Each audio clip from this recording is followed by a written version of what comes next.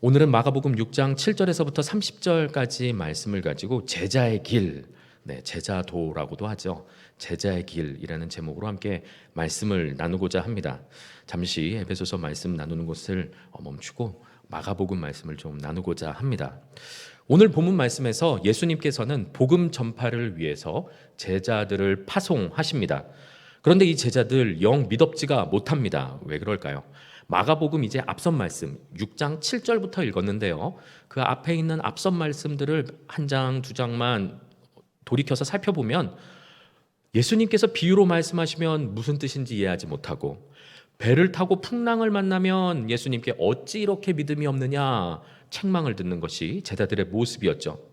세상의 관점으로 보면 전혀 준비되지 않은 무지하고 무능한 제자들에게 예수님께서 오늘 과분한 임무를 맡기고 계시는 것이 아닌가라는 생각이 듭니다. 그러나 예수님께서는 제자들을 파송하십니다. 그들의 어떠함과 상관없이 제자를 파송하고 계십니다.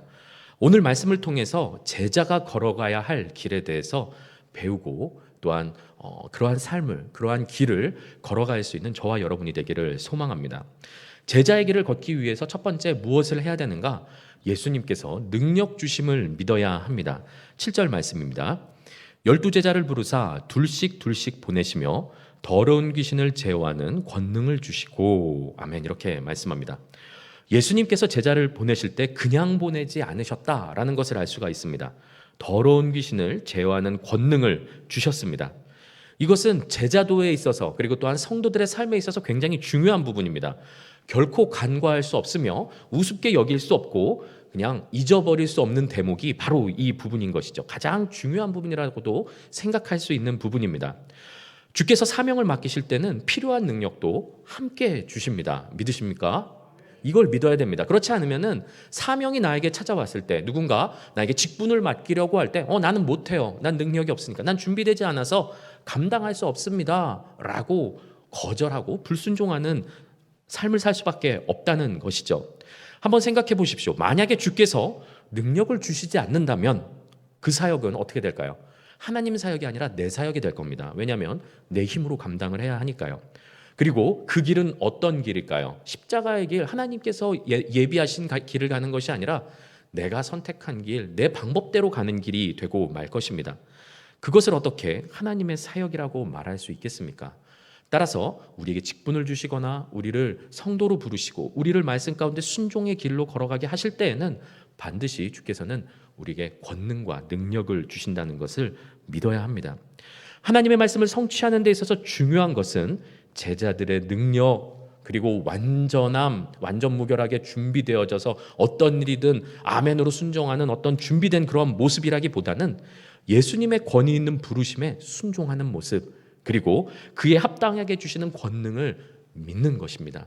주께서 나를 부르셨다는 그 소명감, 나는 부족하지만 내가 사용될 수만 있다면 아멘으로 순종하며 그 자리 가운데 나아갑니다 라는 순종의 마음, 그리고 나는 부족하지만 주께서 능력 주시기에 내가 이 사명을 감당할 수 있습니다, 이 길을 걸어갈 수 있습니다, 나의 힘으로 걸어가는 것이 아니라 주께서 주시는 능력으로 걸어가겠습니다 라고 고백하는 이 믿음이 필요하다는 말씀입니다. 앞서서 말씀드렸던 것처럼 직분을 감당할 때도 마찬가지입니다. 하나님의 일은 나의 힘, 그리고 나의 사랑으로 어떻게든 해보려고 하는 것이 아닙니다. 주님은 우리에게 사명을 맡기실 때 분명히 능력도 함께 주십니다. 두 번째는 이것입니다. 공급하심을 믿어야 한다는 것이죠. 8절과 9절 말씀입니다. 명하시되 여행을 위하여 지팡이 외에는 양식이나 배낭이나 전대의 돈이나 아무것도 가지지 말며 신만 신고 두 벌 옷도 입지 말라 하시고, 아멘, 이렇게 말씀합니다. 조금 과한 것 아닌가, 아무 준비도 없이 그냥 떠나라는 말씀인가 생각할 수도 있습니다. 예수님께서는 지팡이와 그리고 지금 입고 있는 옷, 두 벌 옷도, 그러니까 갈아입을 옷도 가져가지 말라고 하시죠. 그리고 신발, 지금 신고 있는 그 신발로도 충분하다라고 말씀하십니다. 가장 기본적인 필수품만 갖추고 바로 출발해라 라고 말씀하고 계신 것이죠. 이 명령은 제자의 삶에 있어서 안정감, 그리고 신뢰를 사람의 계획과 나의 준비에 두지 않으며 오직 나의 길을 예비하시고 공급하시고 준비하시고 인도하시는 하나님을 바라보게 합니다. 만일 제자들이 치밀한 계획을 세우고 모든 돌발 상황에 대비해서 나아간다면 이들에게는 믿음은 필요 없을 것입니다. 온전히 그냥 사람의 지혜, 준비, 재정만 필요하겠죠. 믿음이 없다면 이들이 전하는 복음도 믿을 만한 것이 아니게 됩니다. 본인도 믿지 않는 하나님 어떻게 전할 수 있겠습니까? 내가 하나님을 못 믿어가지고 하나님 채워주지 못하시니까 내가 이것도 준비하고 저것도 준비하고 내 힘으로 이거저거 계획을 하고 세우고 준비하고 그렇게 나아가는 발걸음 가운데 하나님께서 일하실 틈이 없다는 것이죠. 이스라엘 백성들의 40년 광야 생활을 한번 생각해 보십시오. 그들이 먹기 위해서 식물을 심은 적도 없고 물을 마시기 위해서 우물을 판 적도 없고 옷과 신발을 입기 위해서 옷감을 짠 적도 없습니다. 그런데 어떻게 40년 동안 그들이 죽지 않고 벌거벗지 않고 그 길을 걸을 수 있었겠습니까? 하나님께서 먹이시고 마시게 하시고 입은 것이 닳지 않게 하셨습니다. 신명기 29장 5절 말씀 가운데 이렇게 말씀하시죠. 주께서 40년 동안 너희를 광야에서 인도하셨거니와 너희 몸의 옷이 낡아지지 아니하였고 너희 발의 신이 헤어지지 아니하였으며 이렇게 말씀합니다. 미래를 두려워하면서 온갖 염려함으로 자기 힘으로 무엇인가 대비하는 것, 노년을 대비하거나 아니면 은퇴후를 준비하거나 여러 가지 내일을 위해서 무엇인가 인간의 방법, 인간의 계획, 염려와 걱정과 두려움 그러한 것들에 쌓여가지고 세상 방법으로 무엇인가 준비하는 것, 그런 것은 하나님이 없는 불신자의 삶과도 같습니다. 우리의 삶은 하나님께서 계심은 믿으면서 살아가는 것이죠. 하나님은 저와 여러분의 필요를 다하시고 채우시는 선하신 아버지이심을 믿으시기 바랍니다. 이런 믿음이 있는 자만이 염려하지 않고 살 수가 있는 것입니다. 하나님의 공급을 믿으며 염려 가운데서 자유함을 얻은 그런 믿음이 제자들에게는 필요합니다. 세 번째로는 자족하는 마음이 필요합니다. 10절 말씀입니다. 또 이르시되 어디서든지 누구의 집에 들어가거든 그곳을 떠나기까지 거기 유하라. 아멘. 예수님께서 이렇게 말씀하십니다. 전도하는 도중에 어떤 마을에 들어가게 되면 한 집에서만 머물러라 라고 지금 말씀하고 계신 겁니다. 이 무슨 말씀입니까? 왜 한 집에서만 머물라고 말씀을 하셨을까요? 이 말씀을 그냥 이 명령을 글과 지식으로만 이해하려고 하면 잘 와닿지 않습니다. 실제로 경험을 해보면 이 말씀이 어떤 뜻인지 알 수 있습니다. 금방 다가오는 것이죠. 제가 청년 시절 다니던 교회에서는 매해 여름마다 일주일에서 열흘 정도 해외 단기 선교를 나갔습니다. 매해 나갔습니다. 그래서 여러 나라를 이제 가게 됐었죠. 가게 되면 어떻게 되느냐? 현지 성도분들 댁 혹은 교회에서 숙박을 합니다. 그런데 매해 항상 꼭 반드시 불평하는 사람들이 한 명씩 나옵니다. 불평하는 이유도 굉장히 다양합니다. 매해 다릅니다. 이유가 물이 안 나와서, 에어컨이 없어서, 더워서, 음식이 입맛에 맞지 않아서, 도마뱀이 벽에 붙어 있어서, 밤에 자려고 하는데 천장에서 쥐가 뛰어다녀서 등 다양한 이유로 불평을 합니다. 그러다가 이제 그 불평이 극에 달하면 어떻게 되느냐? 민폐를 끼치게 됩니다. 어떤 민폐를 끼치게 되느냐? 숙소 바꿔달라고 때를 씁니다. 숙소 바꿔달라고. 여기선 더 이상 내가 잘 수 없고 머물 수 없으니 바꿔달라고 리더한테 막 때를 씁니다. 만약에 숙소를 바꾸면 어떻게 되겠습니까? 그 불만을 수용해서 숙소를 바꾸게 되면 현지에서 섬겨주시는 분의 호의를 외면하는 일이 됩니다. 얼마나 상처를 받겠습니까? 나는 지금 그곳에서 평생 살고 있는데 내가 머물고 있는 집을 아주 그 복음을 위해서, 교회를 위해서 선한 마음으로 내어주었는데 집이 마음에 안 든다고 합니다. 음식이 입맛에 맞지 않고 물이 잘 안 나오고 화장실 변기물 잘 안 내려가고 에어컨이 없어서 덥고 그런 이유로 딴 집 가야겠다고 합니다. 얼마나 상처가 되겠습니까? 수치와 불쾌감을 주는 일이고 심하게는 교회에 시험 들 수도 있는 문제입니다. 간단한 문제가 아니라는 것이죠. 그곳에서 평생을 살러 간 것도 아니고 즐거움을 위해서 관광 여행을 간 것도 아니죠. 선교사님의 일손을 돕고 전도를 하기 위해서 잠시 간 것이라면 사소한 불편함은 감수하고 내가 살던 집이 아니니까 당연히 불편하겠죠. 어디를 가도 불편할 겁니다. 그러한 불편함은 감수하고 자족해야 함이 마땅할 것입니다. 그런데 계속 불평하면서 불평을 옮깁니다. 다른 사람한테 계속 불평을 옮겨서 결국에는 모든 사람이 동일한 불평을 계속 밤마다 이야기하면서 이 집은 이게 마음에 안 들고 저게 마음에 안 들고 이런 불평을 계속 확산시키는 일들이 벌어지게 되는 것이죠. 따라서 제자의 길을 걸을 때 필요한 것이 무엇입니까? 자족하는 마음입니다. 지금 상황 가운데 자족하는 마음이 없으면은 하나님께서 주신 은혜, 주님께서 베풀어 주신 예비하심, 그리고 인도하고 보호하심에 대해서 끊임없이 불평하게 됩니다. 이스라엘 백성이 그러지 않았습니까? 계속해서 만나 먹으니까 고기가 먹고 싶습니다. 단백질 섭취하고 싶습니다. 물이 나오는데 이 물 왜 이렇게 물이 미지근합니까? 시원한 물 마시고 싶습니다. 물론 성경에 이렇게 나오진 않습니다. 그렇게 불평하는 사람들은 끊임없이 불평하게 된다는 말씀입니다. 따라서 제자의 길을 걸어갈 때 제자가 제자 되게 살아가기 위해서는 자족함이 필요합니다. 자족함. 우리는 이 땅에 소망을 둔 자들이 아니죠. 그냥 단순히 단기 해외 선교 나가는 것뿐만이 아니라 이 땅을 살아가는 거에서도 마찬가지라는 말씀입니다. 자족하는 마음이 있어야 합니다. 왜냐하면 우리는 영원한 천국의 소망을 둔 자들이기 때문이죠.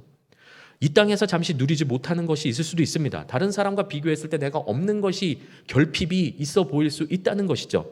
하지만 그것을 고집하고 그것이 없어서 내 인생이 불행하다고 말한다면 독생자 아들을 내어주시면서까지 우리를 사랑하시고 구원하신 하나님의 그 구원 계획과 우리에게 베푸신 그 은혜들, 하나님의 섭리와 그 인도하심, 아주 가치 없는 것으로 전락시켜버리는 것이 우리의 불평이라는 것입니다. 따라서 이 땅에서 누리지 못함과 결핍은 약속된 천국을 바라보며 자족으로, 감사함으로, 은혜로 변화시킬 수 있어야 하는 것이 바로 제자의 삶이라는 것이죠.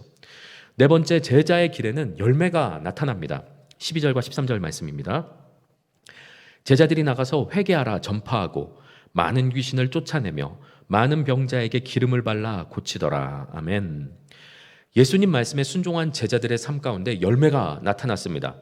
그들은 12절과 13절 말씀에 보니까 회개를 전파하고 많은 귀신을 쫓아내고 많은 병자를 고쳤다라고 증거합니다. 처음에 출발할 때는 무지하고 무능하고 말씀을 오해하고 잘 알지도 못하고 겁도 많고 예수님 말씀 잘 이해하지도 못했던 그들인 것 같은데 복음 전파에 열매가 맺혔다는 것이죠. 이 열매는 그들의 힘으로 맺은 것이 아니라는 증거입니다. 주께서 주신 능력, 주께서 보내실 때 그들에게 권능과 능력을 함께 주셨기에 그들 삶 가운데서 열매가 맺히게 된 것이죠. 말씀을 열심히 연구해서 모든 말씀을 다 통찰하고 꿰뚫을 때까지 나아가지 않거나 또한 완벽한 계획과 준비를 세워서 열매를 맺는 것이 아니라는 말씀입니다. 우리는 주께서 주신 능력으로 하나님의 일을 감당해야 됩니다. 교회에서 어떤 직분을 맡길 때에 앞서서 말씀드렸던 것처럼 나는 아직 연약해서 준비가 되지 않아서 나중에 섬기겠습니다 라고 생각하면 아마 계속해서 섬길 수 없게 될 것입니다. 1년 뒤에 지금 준비가 되지 않았는데 2년 뒤에 과연 나의 믿음이 온전해지고 아주 그리스도의 장성한 분량까지 성장해 있다고 스스로 생각하게 될까요? 그럴 리 없다는 것이죠. 우리 안에 내가 나 스스로를 볼 때 이 정도면 섬길 만해 만족함, 완벽함을 찾는다면 평생을 기다려도 그날은 오지 않을지도 모릅니다. 주께서 섬김의 자리에 부르실 때 능력도 함께 주심을 믿으시기 바랍니다. 그 능력 주심을 믿고 그리고 또한 하나님께서 채워주시고 예비하시고 인도하여 주시는 그 선하심을 믿으며 나아갈 때에 우리의 삶 가운데서는 열매를 맺게 될 것입니다. 우리의 능력으로, 나의 어떠함으로, 나의 지식으로, 나의 힘으로, 나의 사랑으로 열매를 맺는 것이 아니라 우리는 오직 예수 그리스도 안에 거할 때 열매를 맺을 수 있다는 것을 기억하시기 바랍니다. 그 능력을 믿고 순종하는 자는 열매를 맺습니다. 뜬금없는 질문이지만 여러분은 샌드위치나 햄버거 이름이 어떻게 정해지는지 아십니까? 네, 새벽에 설교 들으신 분들은 다 아실 텐데요. 또 같은 이야기를 드립니다. 햄버거의 이름은 그 안에 들은 내용물이 결정을 합니다. 패티가 결정을 하는 것이죠. 새우 패티가 들어가 있으면 그 햄버거 이름은 새우버거가 됩니다. 베이컨, 양상추, 토마토가 들어있으면 그 샌드위치는 BLT 샌드위치가 되겠죠. 설교 중에 갑자기 왜 이런 샌드위치와 햄버거 이야기를 하는가? 왜냐하면 마가복음에는 마치 샌드위치와 같이 진행되던 이야기 중간에 샌드위치처럼 다른 이야기가 삽입되어져 있는 형태의 구조가 종종 등장합니다. 자주 등장합니다. 이렇게 이름 붙이기 좋아하는 학자들은 이러한 어떤 구성을 샌드위치 구조라고 합니다. 샌드위치 구조는 현재 진행되는 이야기의 주제를 강조하고 강화하기 위해서 중간에 다른 이야기, 다른 말씀을 삽입한 것이죠. 오늘 본문이 그런 구조입니다. 말씀 봉독할 때에 예수님께서 제자를 파송하시는 내용 뒤에 갑자기 세례 요한에 대한 이야기를 읽은 것, 그것이 한 어떤 단락으로 이루어져서 굉장히 긴 본문을 읽은 것에 대해서 혹시 의문점을 가지신 분들은 계시지 않은가 모르겠습니다. 샌드위치 구조이기 때문에 그렇습니다. 지금까지 나눴던 7절부터 13절까지 예수님의 제자 파송에 대한 말씀이 진행되어 왔습니다. 그런데 갑자기 이제 14절부터 29절까지 세례 요한에 대한 말씀으로 갑자기 전환됩니다. 그리고 30절 한 절 말씀만 읽었는데 그 뒤에까지 이어지지만 한 절 말씀만 읽었는데요. 30절 말씀을 보면 다시 제자 파송 이야기로 돌아오게 되죠. 이어집니다. 무슨 말씀이냐? 즉 중간에 삽입되어져 있는 세례 요한의 말씀을 빼도 읽는데 전혀 문제가 없습니다. 아니 오히려 더 자연스럽습니다. 그래서 14절부터 29절을 빼고 한번 읽어보겠습니다. 13절과 바로 점프해서 30절 한번 읽어보겠습니다. 13절 말씀입니다. 많은 귀신을 쫓아내며 많은 병자에게 기름을 발라 제자들이 고치더라 하고 30절 말씀으로 가면 사도들이 예수께 모여 자기들이 행한 것과 가르친 것을 낱낱이 고하니 하면서 예수님께 돌아와서 예수님 제가 이렇게 말씀을 전했습니다. 내가 이렇게 병자를 고쳤고 이렇게 귀신을 쫓아냈습니다 하면서 사역 보고하는 말씀으로 연결이 되죠. 굉장히 자연스럽습니다. 이상하지 않죠. 중간에 빼도 전혀 이상하지 않다는 말씀입니다. 더 자연스럽죠. 오히려 무엇을 말씀드리려고 하는가? 오늘 본문은 제자 파송 말씀 사이에 세례 요한의 말씀이 삽입되어져 있다라는 말씀을 드리려고 하는 것입니다. 그리고 앞서 말씀드렸던 것처럼 햄버거의 이름은 패티가 결정하는 것처럼 그만큼 굉장히 중요한 제자 파송에 있어서 복음서가 마가복음서가 말씀하고 있는 지금 주제에 따르면 신학적 구조나 어떤 목적에 따르면 목회적 목적에 따르면 제자도에 있어서 세례 요한의 말씀이 굉장히 중요하다는 것이죠. 그렇다면 과연 세례 요한 말씀을 통해서는 우리에게 어떤 교훈을 주고 계시는가? 제자도와 세례 요한의 사건이 과연 어떤 관계가 있는가 한번 살펴보도록 하겠습니다. 제자들은 많은 병자를 고치고 많은 귀신을 쫓습니다. 이와 같이 제자의 길, 이 중간 과정까지만 말씀을 들어보면은 제자도가 항상 열매가 넘치고 모두에게 환영받고 사랑받는, 마치 제자는 꽃길만 준비된 그러한 사람들 같아요. 꽃길만 걷는 사람들 같죠. 만약에 그렇게 제자의 길이 꽃길만 준비되어져 있다면 누가 그 길을 가지 못하겠습니까? 그러나 예수님의 제자는 꽃길만 걷는 것이 아니라는 것입니다. 시간 관계상 14절부터 29절까지 절별로 읽고 살펴보지는 못할 것 같습니다. 너무나 길기 때문이죠. 제한된 시간 내에 전부 다 설명하기도 어려울 것 같습니다. 그래서 그냥 요약하듯이 한번 쭉 훑어보면서 지나가 보도록 하겠습니다. 주제만 한번 살펴보도록 하겠습니다. 제자들의 사역이 성공적으로 끝나자 그 결과 어떤 일이 벌어졌는가? 14절 말씀에 보면 그 결과로 예수의 이름이 드러나게 되었습니다. 예수님의 이름이 알려지게 된 거죠. 제자의 성공과 제자의 열매는 예수님의 영광을 높여드리는 결과를 낳게 된다는 것입니다. 성도의 삶도 마찬가지죠. 우리가 삶 속에서 성도의 삶을 살게 되면, 제자의 삶을 살게 되면, 주뜻 가운데 순종하게 살게 되면 하나님께서 영광 받으시는 게 옳습니다. 예수님께서 영광 받으시는 게 옳다는 말씀이죠. 자, 그렇게 예수님의 이름이 드러나게 되자 그 소식이 헤롯 왕 귀에게까지 들리게 됩니다. 헤롯 왕은 예수님과 그 제자의 소식을 전해 듣고 어떻게 생각하냐면 세례 요한이 죽은 자 가운데서 살아났구나 라고 생각을 합니다. 다른 사람들은 어쩌면 엘리야가, 어쩌면 선지자가, 구약에 있었던 과거 선지자가 나타난 그런 선지자 같은 사람들이 일어난 것 같습니다 라고 말을 했는데 헤롯 왕은 생각을 굽히지 않습니다. 아니야, 내가 지난번에 목을 뱉던 세례 요한이 부활한 게 틀림없어, 이렇게 생각을 합니다. 그러면서 이미 죽은, 지금 그렇게 말했다는 것은 세례 요한이 이미 죽었다는 것이죠. 그런데 그 죽은 세례 요한에 대해서 회상을 합니다. 시간적으로도 지금 맞지 않고 과거 회상이 갑자기 중간에 끼어들어와 있다는 말씀이죠. 결국 어떤 신학적 목적을 가지고 이 말씀, 세례 요한에 대한 말씀이 들어와 있는 것입니다. 왜 죽었는가? 세례 요한이 헤롯 왕이 자기 동생 빌립의 아내 헤로디아와 결혼하고자 했습니다.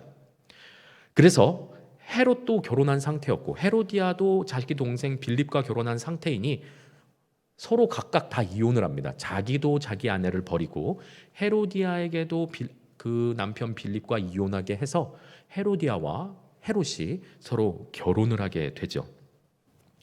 그런데 네, 즉 헤롯은 동색의 아내를 빼앗은 것입니다. 이것은 윤리도덕적 문제일 뿐만 아니라 율법에서도 금하고 있는 내용이죠. 레위기 20장 21절 말씀에 보면 이렇게 말씀하고 있습니다. 누구든지 그의 형제의 아내를 데리고 살면 더러운 일이라. 그가 그의 형제의 하체를 범함이니 그들에게 자식이 없으리라. 이렇게 말씀합니다. 형제의 아내를 탐하지 말라, 범하지 말라, 데리고 살지 말아라 라고 율법에서 규정하고 있습니다. 그런데 헤롯이 자기 형제, 이복 동생이긴 합니다만 형제 빌립의 아내 헤로디아와 결혼하기 위해서 각각 배우자를 버리고 지금 재혼을 한 상황이죠. 이것에 대해서 세례 요한이 한마디를 합니다. 헤롯에게 가서 헤로디아와 결혼한 것이 옳지 않다라고 말했던 것이죠. 그러나 헤롯은 세례 요한을 잡아서 감옥에 가두기만 합니다. 죽이지는 못하고 가두기만 합니다. 왜냐하면 헤롯은 세례 요한을 두려워하고 있었습니다. 아, 세례 요한은 의롭고 거룩한 사람이구나 라고 생각해서 차마 처형하지 못하고 감옥에 가둬두기만 했습니다. 그 감옥에 가둬둔 것도 내 생각 때문에, 내가 듣고서 불쾌하니까 가둬둔 게 아니라 아내 헤로디아가 그냥 막 펄펄 뛰니까 헤로디아를 위하여 세례 요한을 가뒀다라고 본문에 되어 있습니다.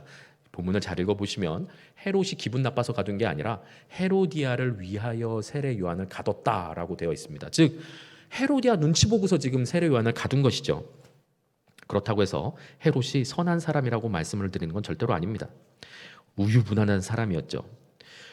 그러던 중 헤롯의 생일이 되어서 연회가 열리고 그 자리에 많은 방백들, 많은 고관들, 그리고 또 지도자들, 유력한 자들, 정치 경제적으로 유명한 자들이 한 자리에 모여서 헤롯의 생일을 축하해주는 연회가 벌어진 것이죠. 그 자리에서 헤로디아의 딸이 춤을 춥니다. 그래서 헤롯과 그리고 연회에 참석한 자들의 마음을 기쁘게 하죠. 함껏 이제 술에 취하고 분위기가 달아오르니까 헤롯은 딸에게 무슨 소원이든 들어주겠노라고 약속을 합니다. 그러자 헤로디아의 딸은 어머니와 상의한 후에 헤롯이 상상도 하지 못할 선물을 요구합니다. 그냥 금은보화, 어떤 집이나 어떤 좋은 승용차 없죠 그땐, 어떤 재산, 재물 그런 걸 요구할 줄 알았는데 상상도 하지 못한 걸 요구합니다. 지금 헤롯의 생일날이죠, 생일날. 그런데 세례 요한의 머리를 요구합니다. 굉장히 끔찍한 일이 아닐 수가 없습니다. 그만큼 헤로디아는 굉장히 집요한 구석이 있는 사람이었습니다. 이 일로 인해서 헤롯이 굉장히 근심합니다. 심히 근심합니다. 그런데 그 딸과 약속한 체면도 있고 지금 초대된 사람들이 다 쳐다보고 있으니 다른 사람들의 눈도 두렵고 하니까 정말 원하지 않지만 그 마음 가운데 세례 요한에 대해서 두려워하는 마음이 있었지만 그럼에도 불구하고 사람의 눈을 더 두려워했기 때문에 결국에는 세례 요한을 참수하게 되죠. 그리고 그 머리를 소반에 담아서 딸에게 건네주게 됩니다.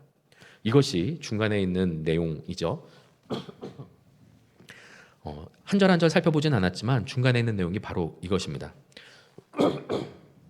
이 말씀이 제자를 파송하는 말씀 가운데 들어 있습니다. 왜 들어 있겠습니까? 이제 말씀을 좀 많이 들어보시고 그리고 또 이제 어떤 말씀이 성경이 말씀하시고자 하는 바들을 잘 아시는 분들은 이제 눈치를 채셨을 겁니다. 제자들이 예수님께 권능을 받아서 말씀을 선포하기도 하고 많은 사람을 회개시키기도 하고 병자를 고치기도 하고 귀신을 쫓기도 하지만 항상 꽃길만 걷는 것이 아니라는 것이죠. 그래서 다섯 번째로 제자의 길은 무엇이냐? 십자가의 길이라는 것입니다. 세례 요한은 물론 예수님의 제자는 아니고 복음을 그에게 전한 것은 아니지만 하나님의 말씀을 전하다가 지금 감옥에 갇히게 되고 그로 인하여서 원한을 품게 되고 원한을 사게 되고 결국에는 모기 배임을 당하게 되었습니다. 예수님의 제자가 된다는 삶은 바로 이러한 삶이라는 것을 지금 말씀하고 있는 것이죠. 마가복음에서 세례 요한의 순교를 제자 파송 중간에 삽입하며 제자의 길이 어떤 길인지에 대해서 소개하고 있는 것입니다. 목숨까지도 복음을 전하기 위해서는 예수님께서 맡겨주신 사명을 감당하다 보면은 목숨까지도 내놓을 수 있는 위험한 상황에 처할 수도 있는 길이다라는 것을 제자들에게, 바로 저와 여러분에게 말씀하고 가르쳐주고 계시는 것이죠. 우리 성도의 길이 그렇습니다. 항상 예수님의 능력으로 권능이 일어나고 능력이 나타나고 병든 자가 일어나고 말씀이 선포되는 대로 사람들 마음속에 말씀이 팍팍팍 꽂혀가지고 회개하는 자가 불일 듯이 일어나고 모두에게 사랑받고 환영받는 길이라면 얼마나 좋겠습니까? 많은 그렇지 않다는 것이죠. 제자의 길은 그렇지 않다는 것입니다. 복음을 전하고 진리를 선포하면 그 말씀에 찔림이 있는 자가 모두 회개하는 것은 아니라는 것입니다. 오늘 말씀에 나온 헤로디아처럼 19절 말씀 가운데 있는 것처럼 그 찔림이 있을 때 회개하는 것이 아니라 원수를 삼게 되는 일들도 벌어진다는 것이죠. 바른말, 복음, 주의 말씀, 하나님의 말씀을 전하는 삶, 그 뜻 가운데 순종하며 살다 보면 세상 사람들에게 원수지게 되는 일도 생긴다는 말씀입니다.